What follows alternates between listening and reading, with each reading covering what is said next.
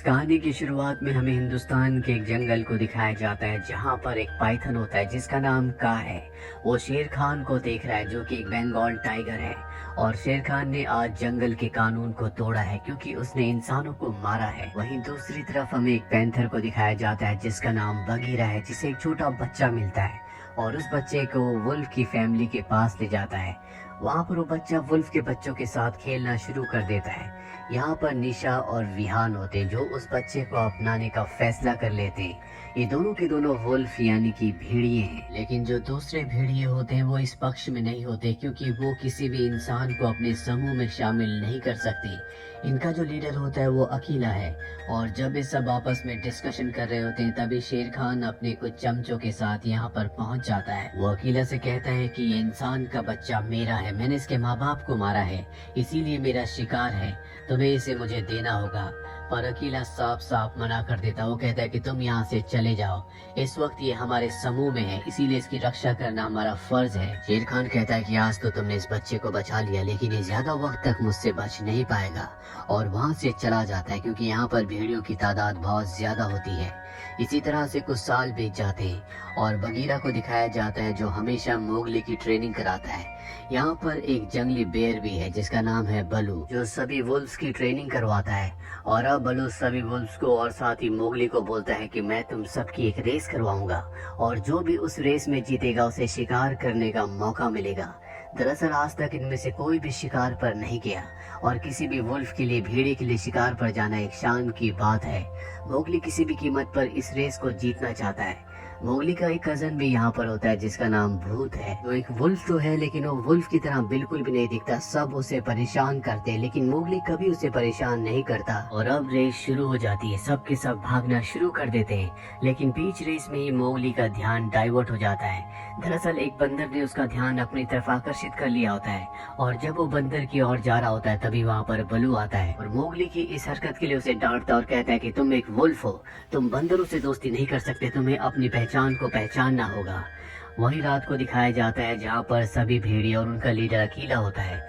अकेला बलू और बगीरा से कहता है तुम्हें मोगली की ट्रेनिंग और भी अच्छी करवानी होगी, उसे किसी भी कीमत पर रेस को जीतना है। अगर वो रेस जीत गया तो वो हम में से एक हो जाएगा, वो भी शिकार पर जाएगा।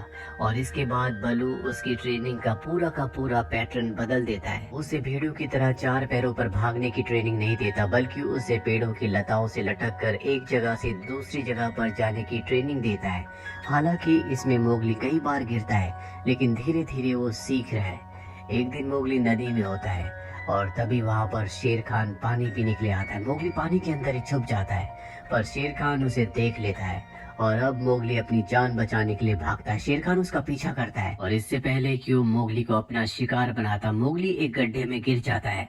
मोगली को लगता है कि उसके जीवन का अंत आ गया। वो मदद के लिए जोर जोर से आवाज लगाना शुरू कर देता है और तभी उसे एहसास होता है कि उस गड्ढे के आसपास कोई है। पर ये शेर खान नहीं होता बल्कि एक बहुत बड़ा हाथी होता है जिसका एक दांत पहले से टूटा हुआ है और वो मोगली को बाहर निकालता है। हालांकि शेर खान भी सामने होता है लेकिन हाथी के सामने आने की शेर खान की हिम्मत नहीं होती। वे बगीरा भी यहाँ पर पहुँच जाता है जो मोगली को सुरक्षित अपने साथ इस जगह से ले जाता है। रात को मोगली और बगीरा एक साथ बैठे होते हैं। मोगली बहुत ज्यादा अपसेट होता है। वो बगीरा से कहता है कि मैं दूसरों की तरह क्यों नहीं हूँ। बगीरा कहता है क्योंकि तुम इंसान हो, मुझे लगता है कि तुम्हें इंसानों के बीच में रहना चाहिए, वहीं तुम सबसे ज्यादा सुरक्षित रह सकते हो। मोगली कहता है कि ये जंगल मेरा घर है, ये मेरा परिवार है और मैं यहाँ से कहीं नहीं जाऊंगा। जल्दी मैं रेस को पूरा करूंगा जिसके बाद मैं पूरी तरह से एक भेड़िया बन जाऊंगा। यहाँ पर बगीरा उसे इंसानों की बस्ती भी दिखाता है जहाँ से एक हाइना लौट कर आ रहा होता है। दरअसल वो चुपके से इंसानों की बस्ती में उनके जानवरों को खाने के लिए गया था लेकिन वहाँ पर आग से उसकी पूंछ जल गई होती है। मोगली हाइना से पूछता है कि तुम्हारी पूंछ को क्या हुआ। वो बताता है कि इंसानों के पास एक ऐसा हथियार है जिसे वो आग कहते हैं, जो सूरज से भी ज्यादा गर्म और रोशनी से भी ज्यादा चमकदार है। उससे किसी को भी हराया जा सकता है। और यहाँ पर पहली बार मोगली को आग के बारे में पता चलता है वहीं अगली सुबह दिखाया जाता है जहाँ पर मोगली अब रेस के लिए तैयार है। वहाँ पर मोगली और उसके सभी साथियों को बताया जाता है कि जो भी इस रेस में हारेगा उसे ग्रुप से यानी कि झुंड से निकाल दिया जाएगा और तुम सब के पीछे बगीरा आएगा। अगर बगीरा ने किसी को पकड़ लिया वो रेस से बाहर हो जाएगा। और अब सब के सब भागना शुरू कर देते हैं। मोगली किसी भी कीमत पर इस रेस को जीतना चाहता है। एक पल ऐसा आता है कि मोगली रेस को जीतने वाला होता है, लेकिन तभी बगीरा उसे पकड़ लेता है। हालांकि बलू वहाँ पर आकर बगीरा को मोगली को छोड़ने के लिए कहता है, लेकिन बगीरा ऐसा नहीं करता और मोगली इस रेस को हार जाता है। इससे मोगली को बहुत गुस्सा आता है। वो सबसे गुस्से और दुख में कहता है कि बगीरा ने मुझे जानबूझकर पकड़ा क्योंकि मैं सबसे अलग हूँ। बगीरा और आप में से कोई नहीं चाहता था कि मैं इस रेस को जीतूं। और ये कहकर वो वहाँ से चला जाता है। रास्ते में उसे एक बार फिर से बंदर मिलते हैं और इस बार बंदर उसे उठाकर ले जाते हैं। इसे मोगली का भाई भूत देख लेता है और ये बात बगीरा और बलू को बता देता है और अब ये दोनों किसी भी तरह से मोगली को बचाना चाहते हैं। वही मोगली को दिखाया जाता है जहाँ बंदर उसे उठाकर एक गुफा में ले जाते हैं और ये सब के सब शेर खान के लिए काम करते हैं। मोगली के सामने शेर खान आता है और कहता है कि अब तुझे मुझसे कोई नहीं बचा सकता। वो अपने नुकीले पंजों से मोगली को जख्मी करता है और इसके बाद वो उसे खाने वाला होता है कि यहाँ पर बलू और बगीरा पहुंच जाते हैं। बलू और बगीरा मोगली को बचाने के लिए आगे बढ़ते हैं। बंदर उनके ऊपर हमला कर देते हैं। शेर खान के पास अब मौका है कि वो मोगली को मार कर खा जाए, लेकिन तभी वहाँ पर का आ जाती है जो कि एक बहुत ही बड़ी पाइथन है और वो मोगली के चारों तरफ अपना घेरा बना लेती है और शेर खान से कहती है कि तुम्हें इस बच्चे को छोड़ना होगा, तुम यहाँ से चले जाओ। शेर खान को मजबूरी में वहाँ से जाना पड़ता है और इस तरह से का मोगली की जान बचा लेती है। मोगली को जब होश आता है तो वो का के पास जाता है और उससे पूछता है कि तुमने मेरी जान क्यों बचाई। बताती है कि जब तुम्हारे माँ बाप को मारा गया था तो मैंने देखा था, उसके बाद बगीरा तुम्हें वहाँ से उठा कर ले गया और बहुत जल्दी जंगल में एक बहुत बड़ा बदलाव आने वाला है। तक अगर तुम चाहो तो यहाँ पर रह सकते हो। वही हमें भेड़ियों के झुंड को दिखाया जाता है जो शिकार करने के लिए जाते हैं। झुंड का जो सरदार है जिसका नाम अकीला है वो बूढ़ा हो चुका है, इसीलिए उससे शिकार छूट जाता है, वो शिकार को नहीं मार पाता। और अब शेर खान वहाँ पर आता है और सबको यहाँ के कानून याद दिलाता है कि अगर झुंड का सरदार कोई भी शिकार छोड़ेगा तो इसके बाद कोई भी भेड़िया उसे चैलेंज कर सकता है और लड़ाई में जो जीतेगा वही सरदार बनेगा। इसीलिए सब के सब भेड़िया आपस में लड़ना शुरू कर देते हैं। पर अब मोगली भी यहाँ पर पहुँच जाता है। वो सबको लड़ने झगड़ने से मना करता है, लेकिन कोई भी उसकी बात नहीं मानता।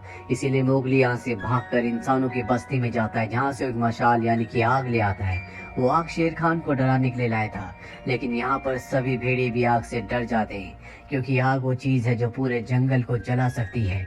और अब सबको लगता है कि मोगली कभी भेड़िया नहीं बन सकता, वो एक इंसान है, इसीलिए उसे झुंड से जाने के लिए कहा जाता है। मोगली झुंड से निकलकर इंसानों की बस्ती में जाता है जहाँ पर इंसान उसे देख लेते हैं। वो इंसानों को अपने इतना करीब देखकर डर जाता है, वो उन पर हमला करना चाहता है और तभी पीछे से खंडर उसके सर पर वार करता है जिससे मोगली बेहोश हो जाता है। और जब मोगली को होश आता है तो वो एक पिंजरे के अंदर होता है। इंसानों का ये एक गांव है जहाँ पर सुबह सब काम कर रहे होते हैं। यहाँ पर हंटर मोगली को खाने के लिए खाना देता है, लेकिन वो इंसानों का खाना नहीं खा सकता क्योंकि वो बचपन से भेड़ियों के साथ रहा है, ना ही उसे इंसानों की तरह खाना खाना आता है। रात को बगीरा मोगली से मिलने के लिए आता है। मोगली कहता है कि मुझे यहाँ पर बिल्कुल अच्छा नहीं लगता। बगीरा कहता है कि तुम्हें यही रहना होगा, ये जगह तुम्हारे लिए पूरी तरह से सुरक्षित है। जल्दी तुम्हें इंसानों की आदत पड़ जाएगी, तुम्हें उनके तौर तरीके सीखने होंगे। मोगली कहता है कि तुम इंसानों को नहीं जानते हो, बहुत खतरनाक है, मुझे उनके साथ बिल्कुल अच्छा नहीं लगता। बगीरा बताता है कभी मैं भी इंसानों के बीच में था, मैं वहाँ से भागना चाहता था, लेकिन मैं कभी ऐसा नहीं कर पाया। इसके बाद मैंने इंसानों का दिल जीता और जब मुझे मौका मिला तो मैं भागकर जंगल में आ गया। इसके बाद बगीरा वहाँ से चला जाता है।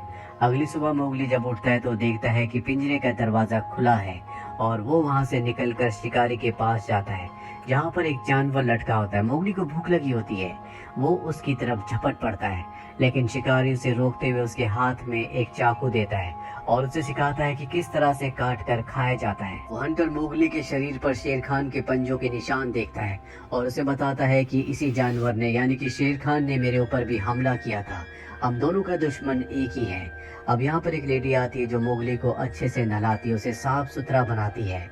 मोगली जब बाहर होता है तभी उसका भाई भूत वहाँ पर आता है और बताता है कि शेर खान ने जंगल में अत्याचार कर रखा है, इसीलिए हमें अपना कबीला छोड़कर बाहर आना पड़ा, तुम्हें हमारी मदद करनी होगी। लेकिन मोगली भेड़ियों से नाराज है, इसीलिए वो उनकी मदद करने से मना कर देता है। मोगली अब गांव की जिंदगी, कबीले की जिंदगी को एंजॉय कर रहा होता है। एक दिन हंटर बहुत ज्यादा शराब पी लेता है। मोगली उसकी मदद करवाता हुआ उसे उसके कमरे तक ले जाता है, जहां पर वो देखता है कि हाथी का एक बहुत बड़ा दांत है और ये उसी हाथी का दांत होता है जिसने कहानी की शुरुआत में मोगली को गड्ढे से बाहर निकाला था, शेर खान से उसकी जान बचाई थी। दरअसल इसी हंटर ने उस हाथी के ऊपर गोली चलाई थी जिससे उसका दांत टूट गया था और मोगली को यहाँ पर अपने भाई भूत का कटा हुआ सर भी दिखता है, जिसे इसी हंटर ने मार दिया है। मोगली समझ जाता है कि हंटर एक अच्छा इंसान नहीं है, बल्कि जंगल के जानवरों को मारता है।